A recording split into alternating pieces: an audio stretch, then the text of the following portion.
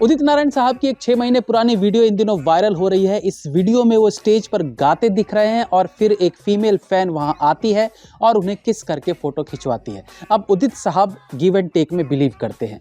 भाई तुमने हमारे गालों पे अपने होंठ चिपकाए तो मैं भी तुम्हें वही एहसास वापस दूंगा। और यही सोचते सोचते उन्होंने अपनी फीमेल फैन को गाल से 2 उंगली आगे बढ़ते हुए लिप पर चुंबन दे डाला और फिर गाना कंप्लीट किया। मेरे बस में नहीं मेरा मन, मैं क्या करूं। रंगीले उदित जी। खैर, खबरों के समंदर में गोते लगाते गोते नहीं गोते ते जा दिमाग मत लगाएगा ढूंढू। स्वरा भास्कर का कहना है कि उसे बॉलीवुड में अब कोई काम नहीं दे रहा। देखो स्वरा जी, आप अपनी एक्टिंग ही करती रहती और बेवजह वामपंथी बन पॉलिटिक्स में उंगली ना करती तो शायद आज भी आपको फिल्मों में काम मिल रहा होता। भैया जी, स्वरा मैडम पॉलिटिक्स में भी उंगली की थी क्या? मतलब वो फिल्मों में भी उंगली करती थी। सारी उम्र में जो कर ओह ढोंडू, अब तू ही एंकरिंग कर ले यार, मैं किसी काम का नहीं रहा। मतलब बॉलीवुड के 110 साल के इतिहास में बनी फिल्मों के सबसे ऐतिहासिक सीन को मैं भूल गया। ठीक है भैया जी, हटिए कैमरा के सामने से। मेरा जूता कहाँ है?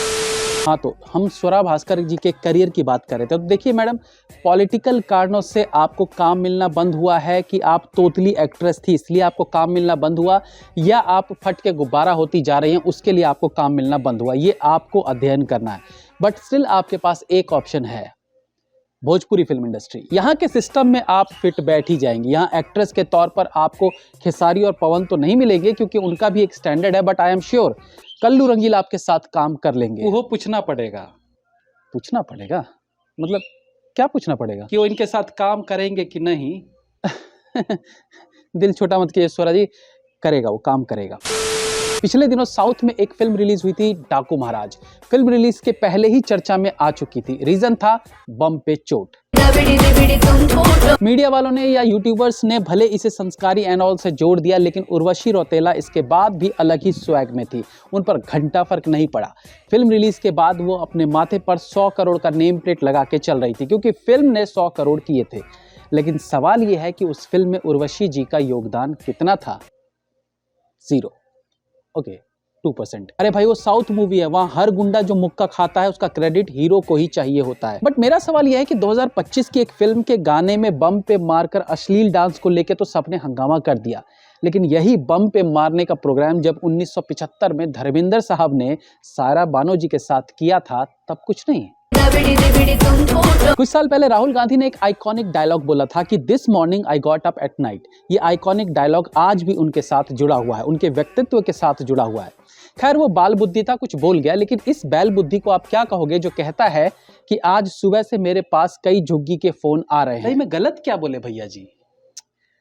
अरे झापड़ी के आगे वो बोलता है कि यकीन मानो कल रात में सो नहीं पाया। अबे सुबह से तुझे कॉल आने शुरू हुए और तू रात भर सो नहीं पाया।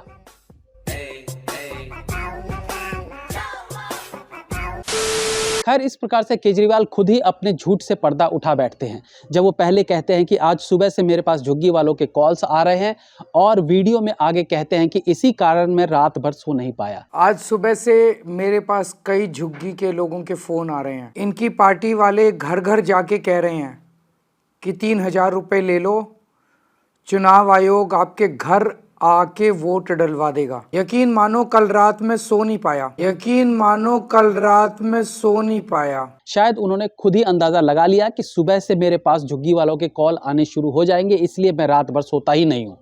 केजरीवाल जी, आप स्क्रिप्ट राइटर हैं। एक सुबह सुबह उठकर वो जब हल्के हो रहे होते हैं ना, तो हाथ में उनके कागज और पेन रहता है और वो स्क्रिप्ट तैयार करते हैं कि आज कौन सा कैरेक्टर वो क्रिएट करेंगे जो मुझसे मिलकर मेरे मन की बात कहेगा और मैं मीडिया में पूरे दिन वही गाता रहूंगा। वो साइकोलॉजिकल कहानियां लिखते हैं जहां उन्हें रोज भ्रम होता है कि आज मुझसे फलाना मिला, उसने मुझे ये बात कही, आज मुझे ढिंकाना मिला, उसने मुझसे ये बात कही। असल में केजरीवाल जी ख्यालों की अपनी एक दुनिया बना के बैठे हैं और उसी में से कुछ कैरेक्टर्स को वो सोचते रहते हैं कि वो मुझसे ऐसा कह रहा है, जबकि हकीकत में इनसे आके कोई ऐसा नहीं मिलता जो इनके इवन ऑड की सराहना कर रहा हो। कोई बीजेपी सपोर्टर आकर इन्हें ये नहीं कहता कि मैं वोट तो आपको ही दूंगा भले मैं बीजेपी का सपोर्टर हूँ, या कोई यूं ही उन्हें रेड लाइट पर फूलों का गुलदस्ता नहीं दे देता। ये सब वो बस इमेजिन करते रहते हैं। रियलिटी में उन्हें कोई कुछ देता है तो वो है सिर्फ और यही शायद इस बार दिल्ली वाले भी देने के लिए तैयार है। इसी के साथ आज के खबरों का दौर समाप्त होता है। जय हिंद, वंदे मातरम।